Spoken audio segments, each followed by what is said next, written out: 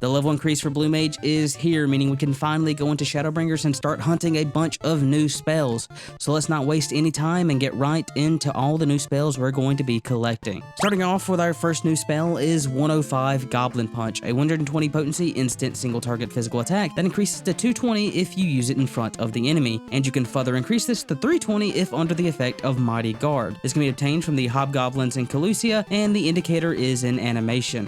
Number 106 is Right Round, a 110 potency physical AoE that knocks back both allies and enemies. This can be obtained from the first boss of Maliek's Well, Greater Armadillo. The indicator is a cast.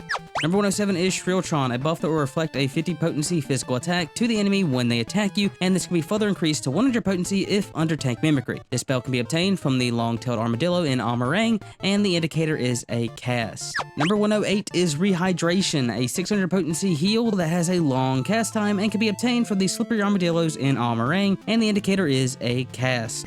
Number 109 is Breath of Magic, a 120 potency cone dot that lasts for 1 minute, and only one Breath of Magic can be active total, meaning if someone else uses it, it will overwrite yours. This can be obtained from the totem vendor after reaching level 80.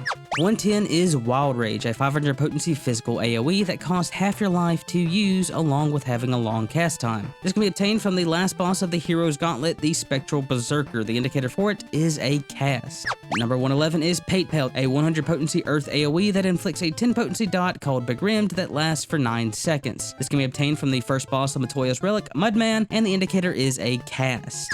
Number 112 is Deep Clean, a 220 physical AoE that grants a 50 potency regen when attacking an enemy affected by Begrimed. The regen will actually increase by 50 potency per Begrimed enemy hit up to a maximum of 300 potency. This can be obtained from the first boss of the Grand Cosmos, the Seeker of Solitude, and the indicator is an animation, specifically when she summons her brooms.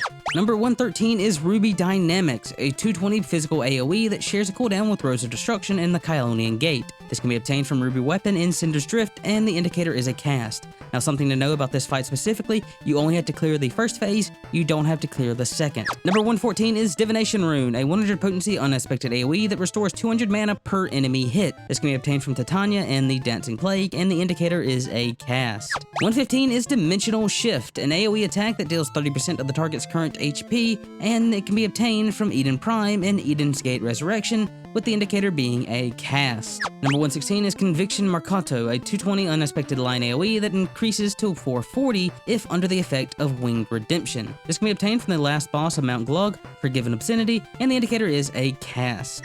Number 117 is Force Field, which can grant a buff that either reduces 50% of magical damage or 50% of physical damage. This effect is random. This spell can be obtained from the totem vendor after learning 120 spells. Number 118 is Winged Reprobation. This is a 300 potency physical line AoE that can be used up to 4 times, increasing to 400 potency after the 3rd use and granting Winged Redemption after the 4th. This can be obtained from Innocence and the Crown of the Immaculate, and the indicator is a cast. Number 119 is Laser Eye, a 220 unexpected AoE that inflicts a small knockback. This can be obtained from Eden's Promise and Eden's Promise Eternal, and the indicator is a cast, specifically during the phase transition on the 3rd platform where she does the knockback.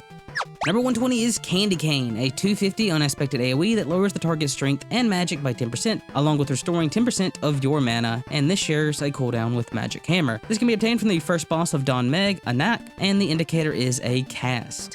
Number 121 is Mortal Flame, a 40 potency dot that lasts until the enemy dies. Only one Mortal Flame can be active total, meaning if someone else uses it, it will overwrite yours. You can obtain this from Lugus, the final boss of the Grand Cosmos, and the indicator is a cast. Number 122 is Sea Shanty, a 500 potency water AoE that increases to 1000 potency if used during rain, showers, or thunderstorms. This can be obtained from the second boss of Matoya's Relic, Nixie, and the indicator for this attack is an animation, specifically during the intermission when you fight the ads on the cloud. Number 123 is Apokalypsis, a 140 potency channeled dot that lasts for 10 seconds and shares a cooldown with Being Mortal. This can be obtained from the final boss of Amarot, Therion, and the indicator is a cast. Number 124 is Being Mortal, an 800 potency unexpected AoE that shares a cooldown with Apokalypsis, and it can be obtained from the Dancing Plague from Titania, and the indicator is a cast, specifically the stack during her ad phase. And that is the last of our new spells. Hopefully you found this helpful, and if you're looking to hunt the remaining spells, I have guides for ARR, Heavensward, and Stormblood. Unfortunately, we won't be seeing more spells for at least another expansion, so I'll see you then when we hunt the next spells that are far off in the future.